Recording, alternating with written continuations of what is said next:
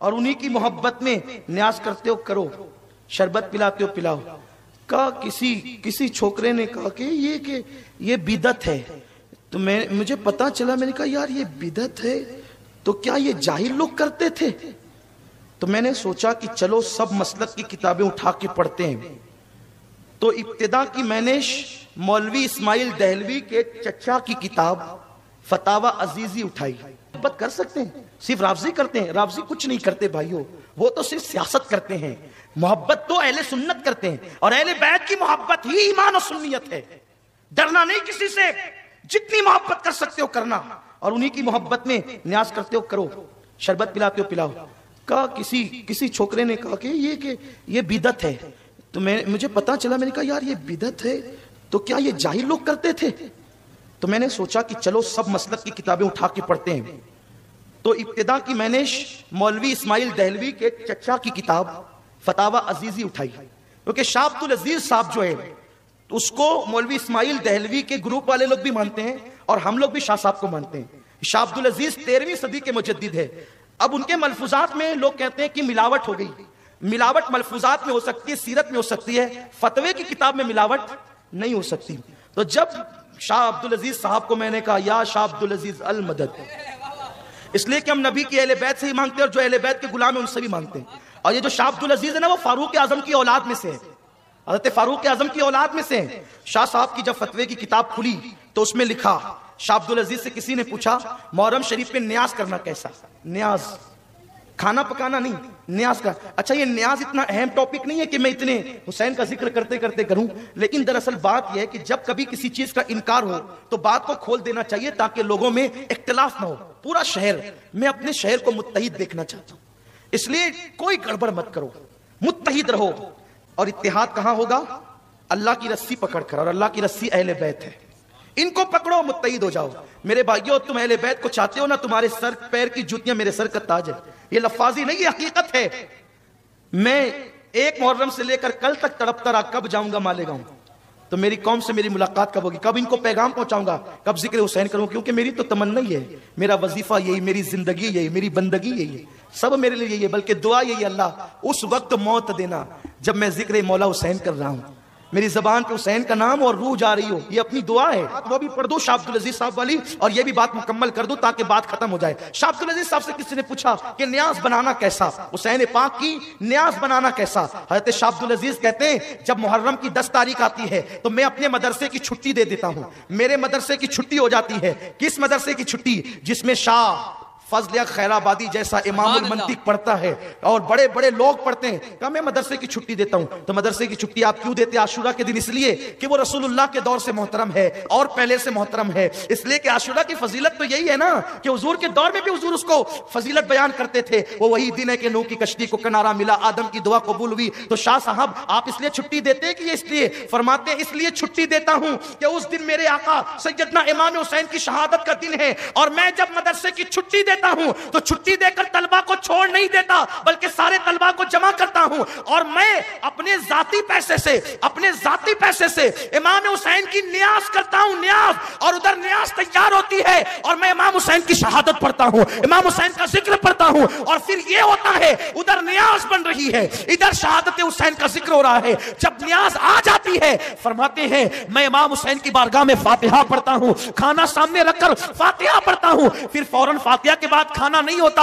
हम सब लोग उठ करके खड़े हो जाते हैं, और खड़े हो करके फिर हम इमाम हुसैन पर और करबला वालों पे सलाम पढ़ते हैं। सिर्फ नबी पर नहीं, आले नबी पर भी सलाम पढ़ते हैं। फरमाते हैं जब मैं हुसैन पर करबला का तसव्वुर करके सलाम पढ़ रहा होता हूं तो उस वक्त मैं अपने दिल के करीब इमाम हुसैन को पाता हूं, इमाम हुसैन की गुर्बत महसूस करता हूं। ये शाह अब्दुल अजीज साहब, न्याज का तसव्वुर यहां से, शरबत का जिक्र यहां से है। इमाम मोहम्मद बाकिर रज़ी अल्लाह तबारक व तआला अन्हु, किसी ने कहा हज़रत जाबिर आपके नाना के सहाबी हैं, इसी मोहल्ले में रहते हैं। कहा मैं अपने नाना की सहाबी को देखना चाहता हूँ, ज़ियारत करना चाहता हूँ, उनसे कहो अगर वो इजाजत दे तो मैं आ सकता हूँ? इजाजत है, आ सकता हूँ। एक खादिम गया, ए हज़रत जाबिर, इमाम मोहम्मद बाकिर जो इमाम ज़ैनुल-आबिदीन के बेटे हैं ना, आपसे मिलना चाहते हैं, और वो आपके मोहल्ले में आए हैं। आप गुस्से में आ गए, तुम लोग क्या करते हो? अभी आकर मुझे कह रहे हो कि वो मिलना चाहते हैं। अरे मेरे मोहल्ले में आए थे तो पहले ही मुझे बता देते, मेरे मोहल्ले में आए थे तो पहले ही मुझे बता देते, मैं खुद जाकर के उनकी बारगाह में हाजिर होता।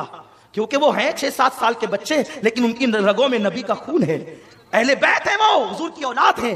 मैं खुद जाता, लेकिन चूंकि अब उन्होंने कहा आने का, बोलो आ जाएं, घर तो आप ही का है, आ जाएं। और फरमाया जब वो निकलने लगे उठ करके मेरे यहां आने के लिए, मुझे इत्तला कर देना, वो वहां से निकलेंगे, मैं ताजीम के लिए यहां से खड़ा हो जाऊंगा। ये सहाबी का मसलक है, सहाबी का।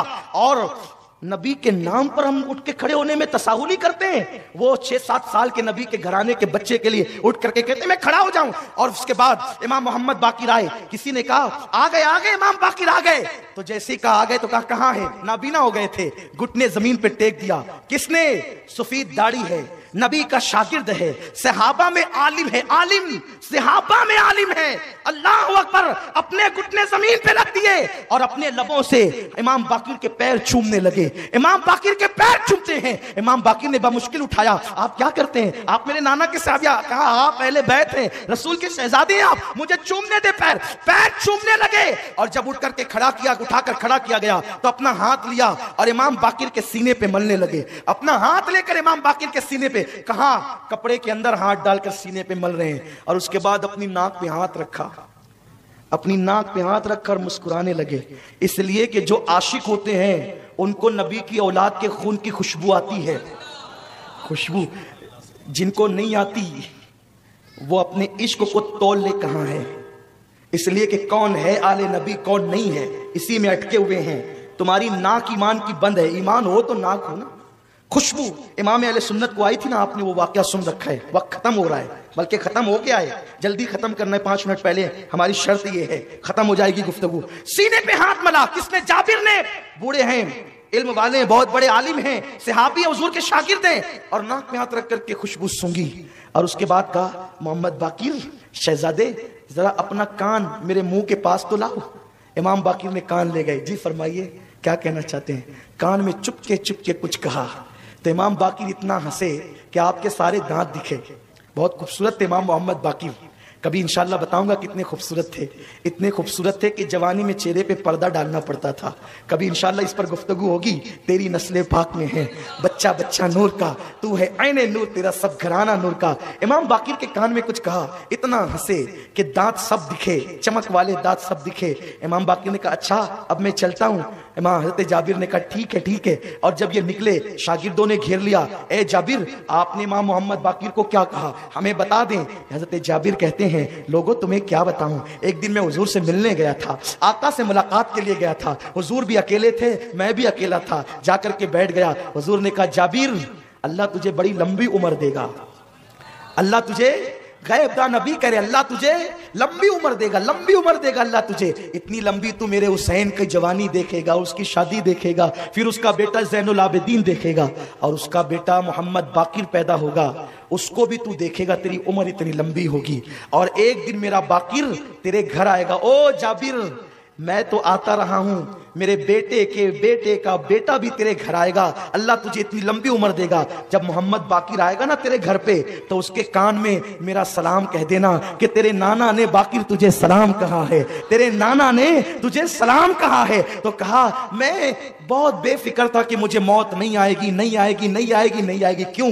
इसलिए कि मेरा ईमान है जब तक बाकिर मेरे घर ना आएंगे, रसूल ने कह दिया कि बाकिर घर आएंगे, तो जब तक बाकिर घर ना आएंगे उस वक्त तक मुझे मौत नहीं आएगी। ए मेरे शागिर्दों अब मेरा कफन तैयार कर लो, इसलिए कि मैंने नबी की अमानत आले नबी तक पहुंचा दी है, अब मुझे बहुत जल्दी मौत आने वाली है। सहाबी होकर नबी के बच्चों की इतनी ताजीम करते थे, अरे बाकिर की इतनी ताजीम करते हैं, इमाम हुसैन सामने आते होंगे तो कितनी ताजीम करते होंगे।